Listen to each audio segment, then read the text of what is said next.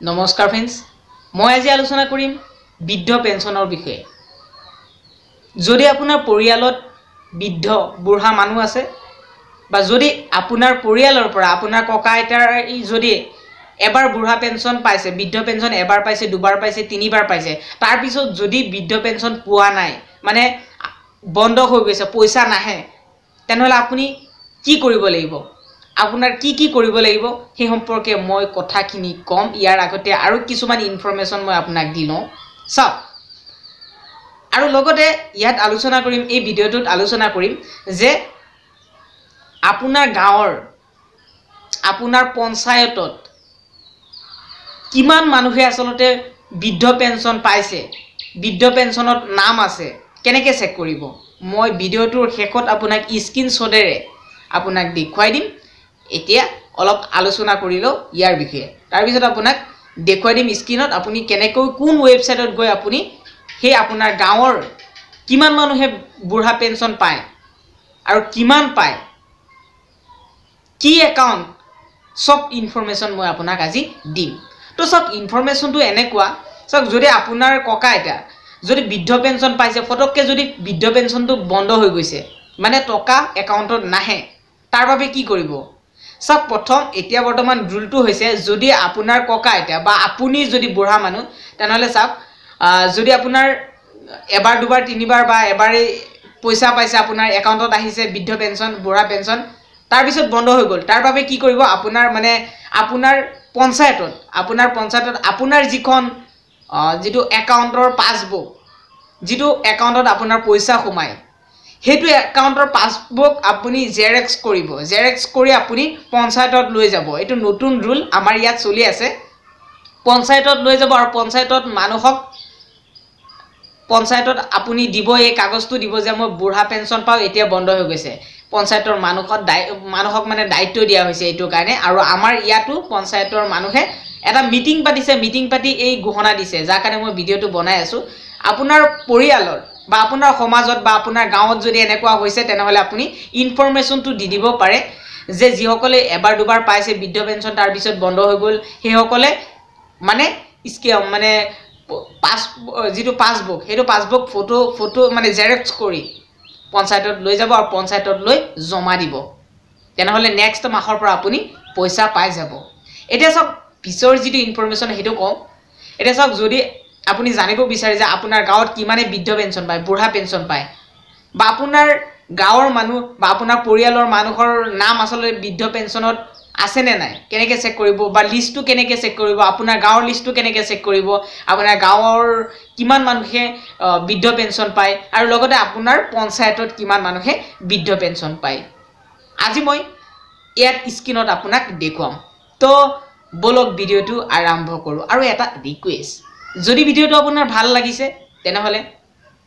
ভিডিওটোত এটা লাইক কৰক আকৰ্ষণ কৰক ইমপ্ৰেছ কৰক শেয়াৰ কৰি দিয়ক সকলোকে জনাই দিয়ক আৰু লগতে যদি আপুনি মোৰ চেনেলত নতুন তেনেহলে মোৰ চেনেলটো সাবস্ক্ৰাইব কৰি দিয়ক তো বলক এতিয়া কেনেকৈ আপুনি চেক কৰিব কোন ওয়েবসাইটত গৈ আপুনি চেক কৰিব আপোনাৰ নাম লিষ্টত আছে নে নাই আপোনাৰ ককা আইতাৰ নাম লিষ্টত আছে নে নাই তো বলক ভিডিওটো আৰম্ভ কৰো এতিয়া আহিছো স্ক্ৰিনত মোবাইলৰ স্ক্ৰিনত আৰু আপুনি যিকোনো এখন ব্ৰাউজাৰ ওপেন কৰি লব মই গুগল ব্ৰাউজাৰ ওপেন কৰি লৈছো এতিয়া আপুনি গুগলত টাইপ কৰি দিব old age pension Assam old age pension Assam যদি আপুনি অসমত থাকে তাৰ পিছত আপুনি কি কৰিব ইয়াত চাওক 3 নম্বৰ অপচনটো দিয়া আছে এটো welcome to Indira Gandhi national old age pension scheme ইয়াৰ ওয়েবসাইট হৈছে www.nsap.nic.in ইয়াত আপুনি ক্লিক কৰি দিব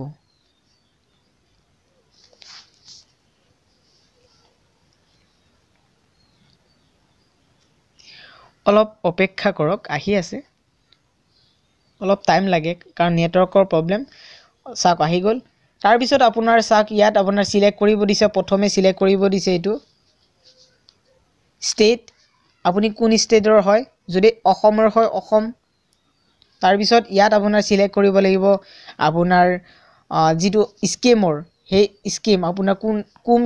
স্কিমত আপুনি আসলতে এই বুঢ়া পেঞ্চনটো পাই আছে স্কিমটো দি দিব তো মই এটো দি দিছো প্ৰথম সেকেন্ডটো তাৰ পিছত আপুনি শেষত সাবমিট বুটামত ক্লিক কৰি দিব